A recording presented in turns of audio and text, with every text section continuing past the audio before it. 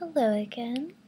I'm going to read two brief poems by Sexton, who is a great poet and who is definitely worth a read if you haven't read her before, or worth reading more of if you have.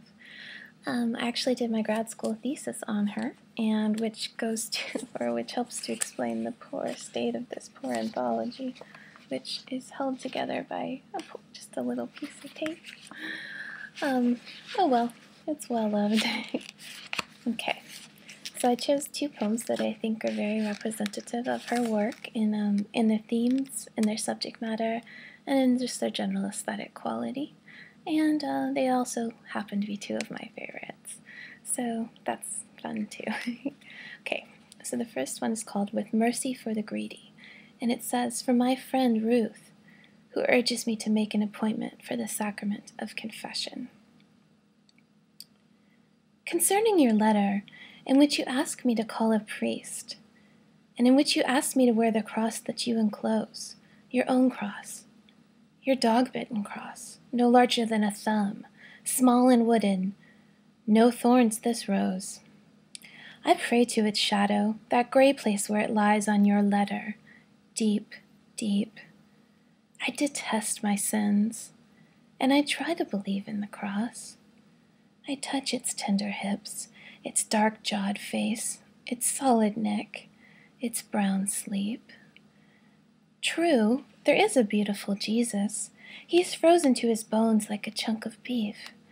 How desperately he wanted to pull his arms in.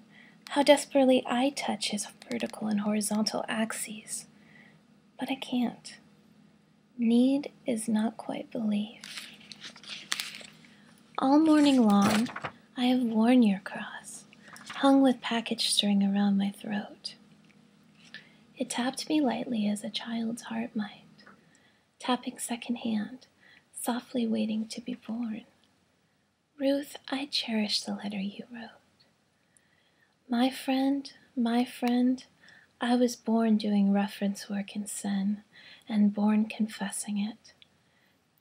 This is what poems are, with mercy for the greedy.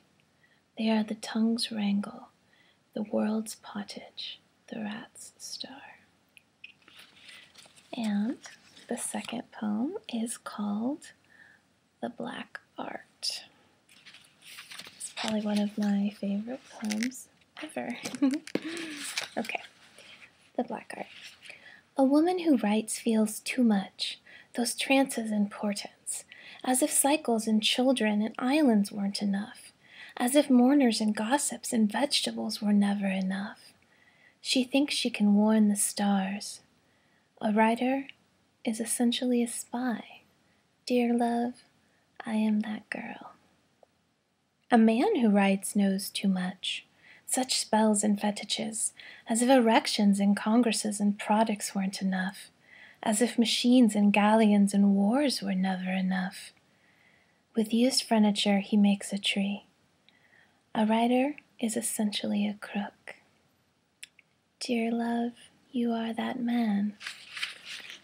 Never loving ourselves, hating even our shoes and our hats, we love each other. Precious, precious.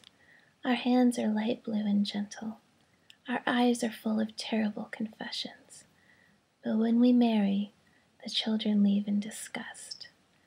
There is too much food, and no one left over to eat up all the weird abundance. Anyway, I hope you enjoyed, and do check Anne Sexton out. And thank you for listening to me read. Bye.